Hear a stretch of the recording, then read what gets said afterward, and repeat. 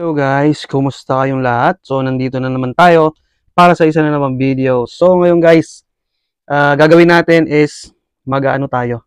We're going to rehouse our adult female Ibirapora diversipes.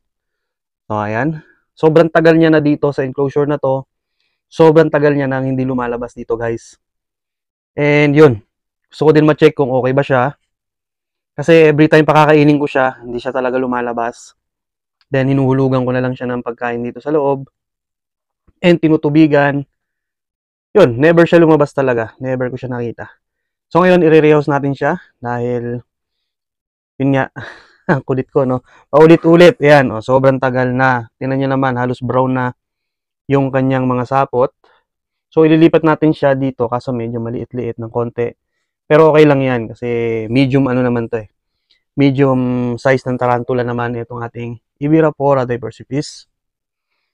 So yun, pero bago natin simulan to, guys, request muna ako ng konting favor, baka pwedeng pa-click ng subscribe button and syempre pa-follow ng ating Facebook page na Jaylis Tarantulas. So yun, let's go, simulan natin to guys.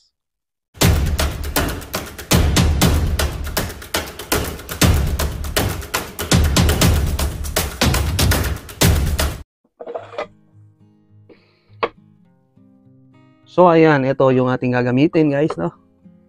So naghahanap ako ng magandang cork bark and babagay dito, kaso ito lang yung nakita ko. So hindi siya cork bark, ano lang talaga siya. Normal na kahoy, siguro ganyan na lang. Kasi maliit lang naman yung ano natin, enclosure. And yan, hayaan lang natin siyang gumawa ng sapot niya. Kasi dito gumawa siya ng tunnel sa likod mismo nung tinatawag dito.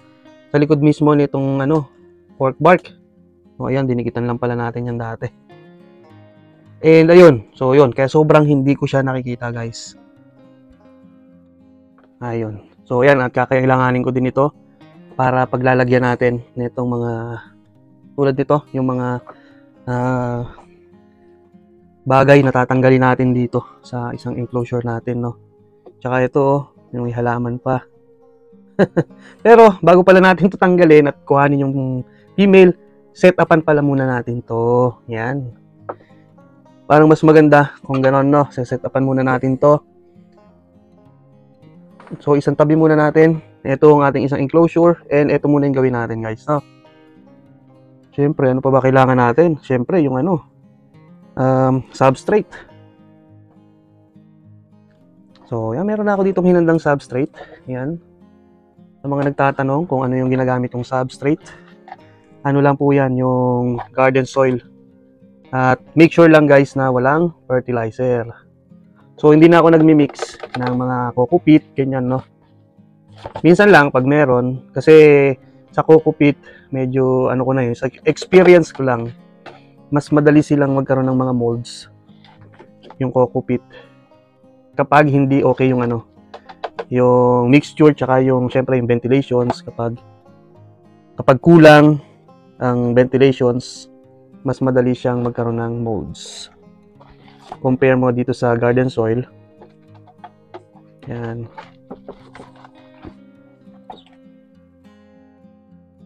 So medyo ano, no, medyo tuyo yung ating ano, yung substrate natin.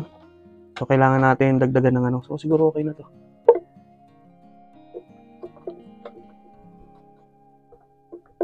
Yan. So lalagyan natin to siyempre ng springtails, no.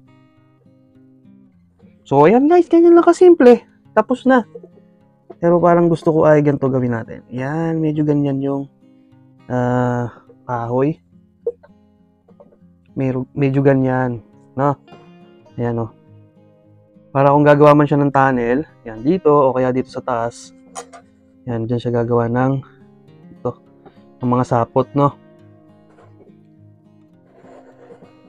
Yan, katulad na lang nung setup natin, pakita ko sa inyo guys. Parang ganyan guys, no, yung setup natin dito sa ating Caribena versicolor. So ayan, meron na siyang kahoy. Ganun lang kasimple, tapos siya na yung siya na yung nagsapot-sapot. Siya na yung gumawa ng mga tunnel, ng mga kapal na sapot, yan, no. So yun guys, ganun yung ano natin, no, yung setup. And yan, so syempre kailangan natin, ano pa ba yun? Water dish. Siyempre, very important is water dish. Yan, no. Sobrang importante guys nitong water dish natin, no. Na tubig. Sabi nga nung katrabaho ko, lagi niya sinasabi, water is life. Without water, there's no life on earth. Yan, yung laging sinasabi nung katrabaho ko. And syempre, lagyan natin ng tubig. Teka, kulang sa bomba. Kulang sa bomba guys. Bombahin muna natin. Baka bombahin pa to ng iba. Ayan. So ayan guys, no. Etong adult female na to ay isang beses ko pa lang siya na breed. At yun, isang beses pa lang din tayo nakapagpa-success dito. Eh yan, sobrang tagal niya na sa akin. Kung how many years na. Siguro mga 3 or 4 years na siya sa akin. And based on my records, ito yan o. Yan o, sobrang dumi. So, 2021, na-meet ko siya 2021 ng May 15. Tapos, July 14 siya nag-molt. Tapos, 2021 yun, no? Tapos, nag-molt ulit siya ng October 10, 2021. Tapos, minate ko ulit siya ng October naman, 2024. Ayan, 2024. Minate ko ulit siya ng October 24 pala, 2021. So, 2024 masyadong advance. And, yon yung last pairing niya, November 7, 2021. And hanggang ngayon, yan, hindi siya nag-molt yata. O, siguro nag-molt pero hindi ko na nga nakikita kasi nga hindi siya nalabas. And ano pa ba kulang natin dito guys, no? Yung palang natin. Springtails. Wait lang, kukunin ko. So, ito guys yung springtails natin. So, yung iba, nalagyan ko na ng mga springtails. And, ayan, kita nyo naman, madami-dami pa. Ayan, o. Ayan. Yun. Hagis-hagis na lang doon. Mekus-mekus. Yan, mekus-mekus na yan, insan. Mekus-mekus na natin yan. Yung ating mga springtails, mekus-mekus sa substrate. Diba? Ayan, okay na. Napakasimpleng setup. And ngayon, it's time para kunin natin to guys. Wait lang, lagay muna natin dyan yung springtails. And syempre, palalabasin natin itong gagamba. So, ayan. Ano na lang, pagagapangin ko na lang siya matapos kong ilabas lahat to. Pati itong halaman, no, ililipat ko ng lalagyan at baka mabuhay pa. Ayan. So, bagay, buhay naman siya. Ayan, na ano nga lang, nabalutan na ng sapot dito guys. Yun o, nakapitan ng sapot. So ayan, malabas na siya guys. So yun, kita nyo, ayun siya. So ayan, anuhin na lang natin siya, palabasin dito. Ayun, nakita ko din guys, gano'n siya kaganda. Ayan o. Ayan o. Wow. Sobrang ganda guys. Ayan siya. So yun, pagapangin na natin dito. At baka pagapangin pa ng iba. Oh, wow. Ayun, lumabas. Oh, wow, nag-bolt. So, ito siya guys. Eh, di ba kamayin ko? Kamayin ko to. Ayun. Yun oh. So, okay na okay pa pala siya guys eh. Hindi ko na kasi talaga alam at sobrang tagal na nga hindi nakita. So, ayan. Napakaganda guys. Grabe. Namiss ko to.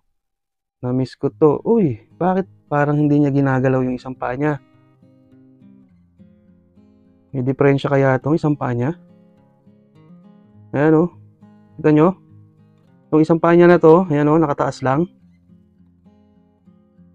Parang may diferensya. Pero masigla naman siya. Ayan o. Grabe. So ayan guys, huwag niyong gagayahin no. Itong paghawak at pag-handle ng tarantula, lalong-lalo na sa mga bago pa lang.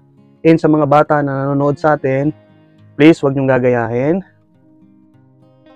Ayan. So handle at your own risk, pero mas better na huwag niyo nang gagayahin. huwag nyo nang hahawakan. Dahil hindi natin masabi, so anytime, pwedeng mangagat. Or, kung hindi man mangagat, pwede kayong malagyan ng mga balahibo na pwedeng maka-irritate sa skin nyo, sa mata nyo, yan, mga ganyan na bagay. So, dapat iniiwasan natin yan and pine-prevent natin syempre, no? Yan. So, ayan, tingnan nyo guys, no? Napakaganda. Pero sobrang tagal niya na talagang hindi nag-molt yata. Kasi wala akong nakita dito, pinag-moltan. So, mamaya, check natin. Pero, tatakpan ko muna to. Ayan. So, nai-rehouse natin siya ng maayos at matiwasay. Ayan. And, ito, check ko to. May makuha tayo dito ng ginto. Hindi, ilipat ko lang itong mga plants na to.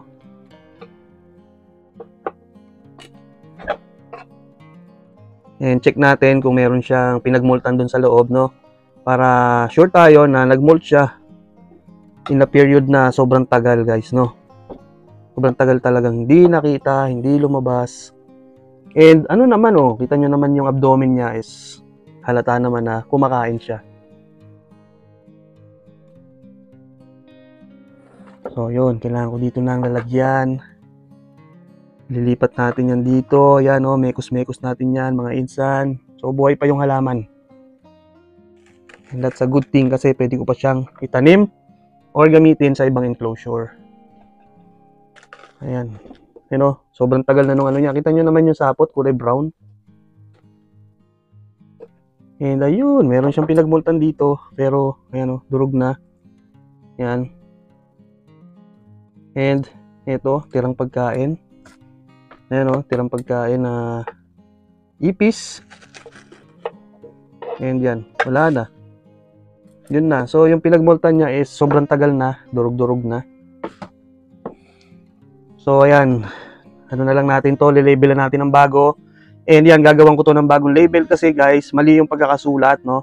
Normally, hindi sinusulat yung pangalawang pangalan na malaking letter. So, katulad nito is Ibirapora Diversipis. So, yung niya, yung pinakapangalan niya na Diversipis, dapat yan, small letter. So, marami akong mga labels na ganyan na mali yung pagkakasulat. So, itatama natin ngayon to. So, gagawin natin Ibirapora Diversipis, pero siya, yung maliit na letter lang.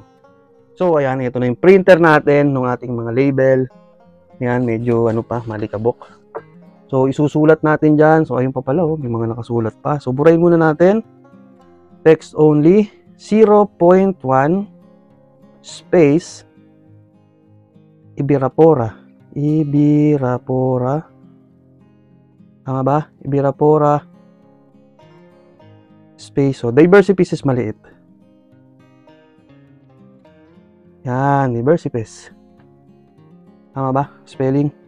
Diversipis. Diversipis. Okay. So, yan. Isa lang. So, ayan. Automatic yan, guys. Automatic. Yung lagi sinasabi ng ko, katrabaho. Automatic. Okay. So, yun. Yun lang, guys. Ikakabit na lang natin to. And, tapos na tayo sa ating rehousing. So, here we go, guys. Ayan. Tapos na. Naidikit ko na. Napalitan ko na ng label. So, ito is time to tuklap, makil. So, time para tanggalin na to. Yan. So, sa mga ibang dyan, yung nagre-request nga pala, guys, na mag-English ako or mag-Deutsch ako, German. So, pasensya na. Pero, gagawin natin yan. Unti-unti, no? Kasi, mas talagang mag-vlog kapag tawag dito, kapag Tagalog, kung kasi yung nakasanayan mo, no? Kasi nasanay talaga ako na Tagalog.